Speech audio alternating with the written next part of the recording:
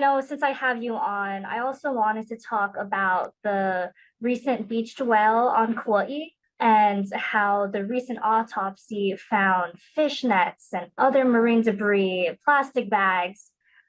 How concerning is that finding?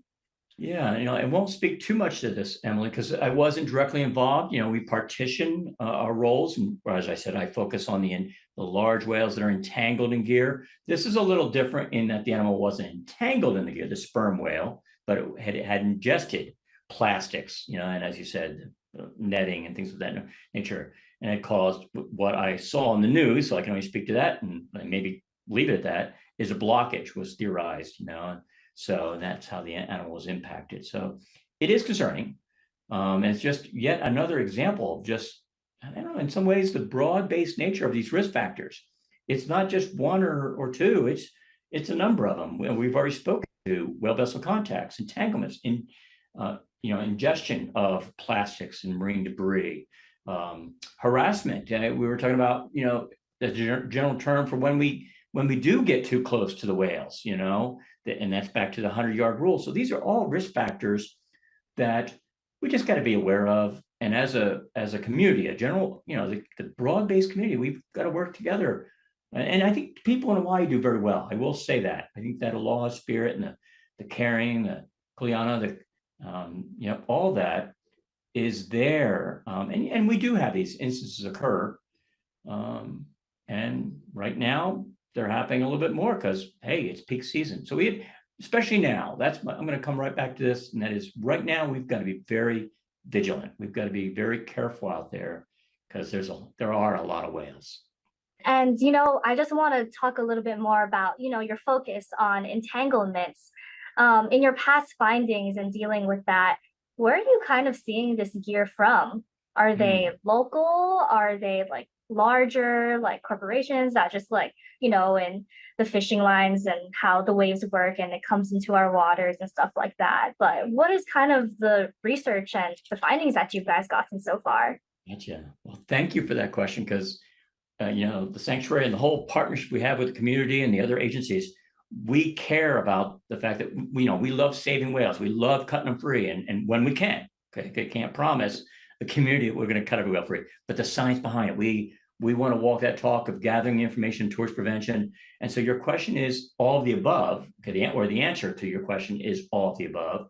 Okay, it is not just one type of gear. So it is, I would say the majority of it is fishing gear, but not all of it. Okay. And it's probability. There's a lot of fishing gear out there. Okay. And then fishing gear, of course, can become marine debris with other sources. We get marine debris.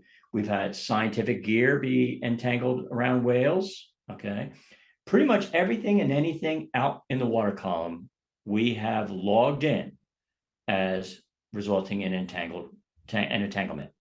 I can break this down another way. Is most of the gear that we find on these larger whales, like the humpback whales that come here, breed, give birth, nurse their young, ends up being fixed gear. What I mean by that, it's set and left. Okay. So an anchor, a mooring, a trap gear like fishing traps or shrimp traps, okay, things like that. They're set and left for a period of time. Most of what we find getting entangled in these large whales ends up being that type of gear versus mobile gear, a trawler dragging a net behind it, less so of that. And then as far as breakdown of sources, I would say, point out that the science doesn't give us all the answers. So in general, okay, if you allow me this, about 1/3 of the time, we do not know where the gear is coming from. It's just a piece of line that we cannot connect the dots. And those dots are spaced out temporally and spatially because when you're 40 tons, you can drag the gear off the ocean floor in most cases and swim off with it. And you can carry that gear for a long time.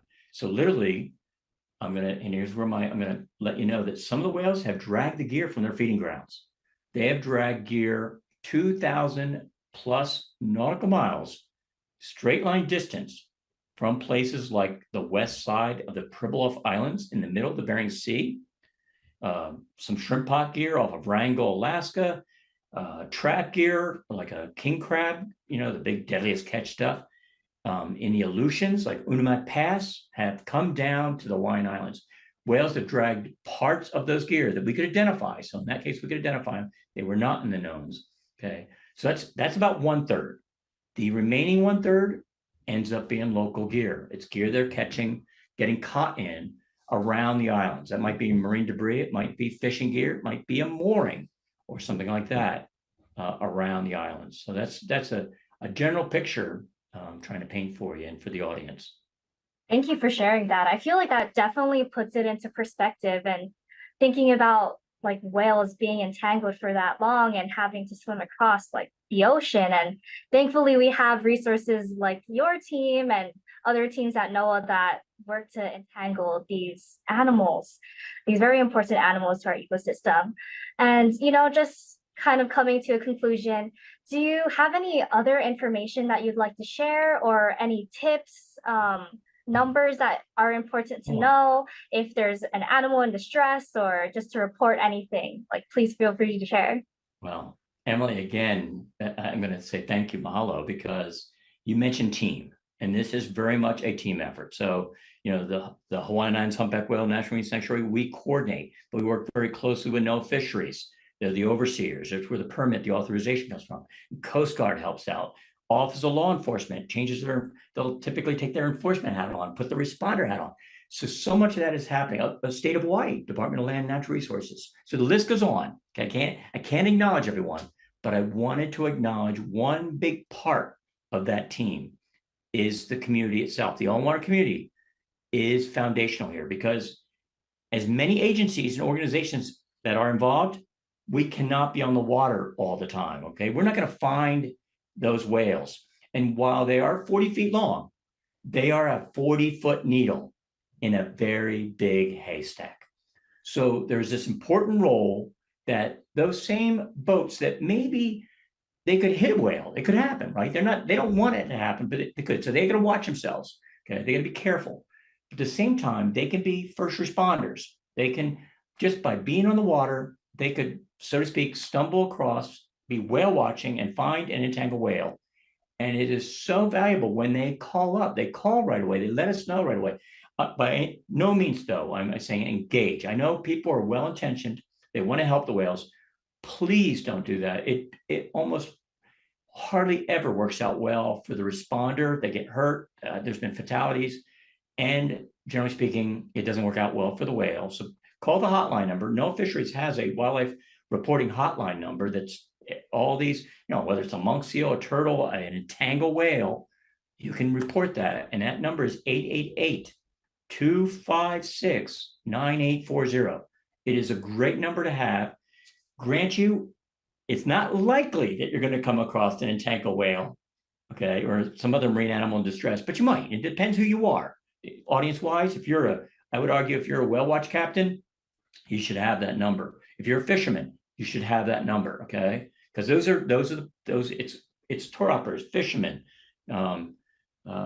researchers out there on the water. These are big. They're first responders. So I would say thank you for being a first responder. Keep it up. And that's going back to that aloha spirit here in Hawaii, because boy, it's been really good. And the rescue that carried out just a couple days ago off of Kona, that's what happened. There was various tour boats that called it in.